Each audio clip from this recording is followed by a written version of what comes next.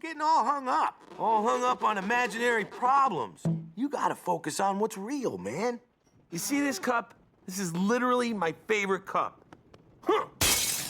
Now it's gone forever, so it's not real, and I don't care about it anymore. I think it's no surprise to anyone that Finn suffered a lot because of love and Adventure Time. And that's exactly why many people felt dissatisfied with how his story ended in the show, since it seemed like he never found the ideal person to spend the rest of his life with and start a family. But today, we're going to take a look at a very interesting and crazy episode of Adventure Time that shows exactly what this peaceful and perfect ending would look like. In this version, Finn simply finds the right girl, doesn't do anything stupid to ruin the relationship, gets married, and lives happily with his wife and children. I'm already so used to seeing Finn suffer for love that even talking about this feels a bit strange, to be honest. This episode also touches on feeling bad about things that never really happened but still get stuck in our minds, making us think about exaggerated and pessimistic possibilities. So let's dive into this analysis and, as always, try to take something positive from it. Since it's literally raining knives outside, the characters are obviously stuck indoors, building a pillow and mattress fort to pass the time. But right away, you can tell that something is bothering Finn, making him seem a bit down. He soon explains to Jake that the reason he's feeling low is simply because he told a joke to Flame Princess, and she didn't laugh.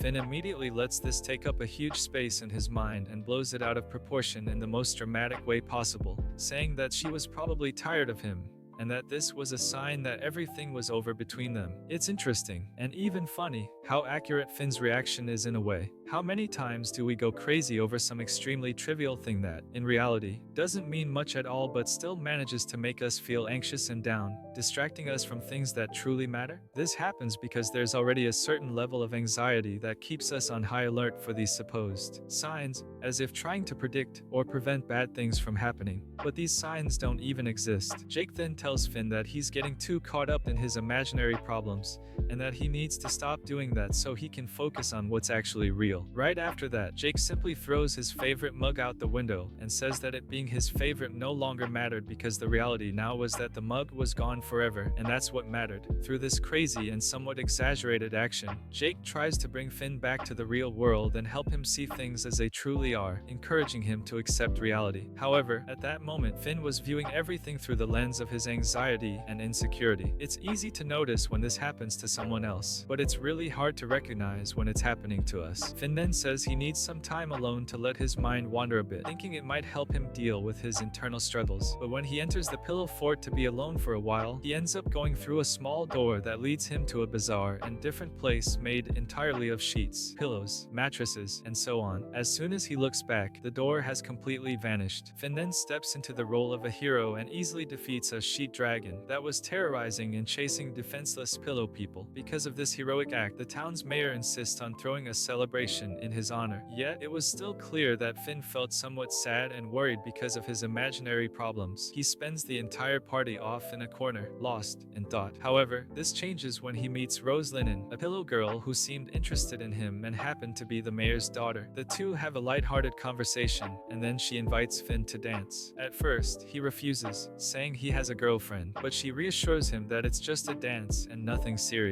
So, they end up dancing together, and it's clear that, whether he wanted it or not, there was a romantic tension between them. It was nearly impossible to avoid. At that moment, the episode cuts back to the treehouse, showing Jake retrieving his favorite mug. Apparently, dealing with reality isn't as simple as it sounds when that reality hurts us or takes away something important. In fact, many times, it's complicated, painful, and takes a long time to process. When the scene returns to Finn, it seems like a lot of time has passed. By that point, he had become an adult, married Rose Linen, and had 2 children. It was clear that both his wife and kids loved him deeply, and to be honest, everyone there seemed extremely happy, living a good and peaceful life. It's really interesting to see this kind of ending for Finn because it reflects exactly what many people had in mind, and were hoping for at the end of Adventure Time. Happily ever after, where he finds the right girl and settles down. In my opinion, it wouldn't have been a bad ending at all, quite the opposite. But as we know, that's not how it actually ended. Still, I don't think the way things turned out was bad either. Even though Finn had built a family that loved him deeply deeply, he still showed a desire to return home. He was searching for that mysterious door that had brought him to this place. When the scene cuts back to Finn, he had grown very old and had apparently spent most of his life searching for a way back to his own world. Rose then cries and expresses deep sadness over his desire to leave, but says she understands. I have to say, she seemed like a wonderful wife for Finn and a genuinely good person. She stayed by his side, supporting him for all those years as he pursued something that was deeply important to him, even though she knew it would hurt her when he left. That was the greatest proof that her love for him was truly genuine. I think it would have been great if this character had been real and explored in the show as one of Finn's actual relationships. In the last scene with Finn, he's on his deathbed, with his wife and children saying their goodbyes. This scene is honestly quite sad, but in that moment, he has a hallucination and finally returns to the real world. Just as he's about to tell Jake about this crazy dream, Flame Princess calls him and says she finally understood the joke he told her and actually liked it. In the end, Finn's brain completely erases that entire wild dream within seconds before he even has the chance to tell anyone about it. So, Finn ends up refocusing on what's real and letting go of what was imaginary.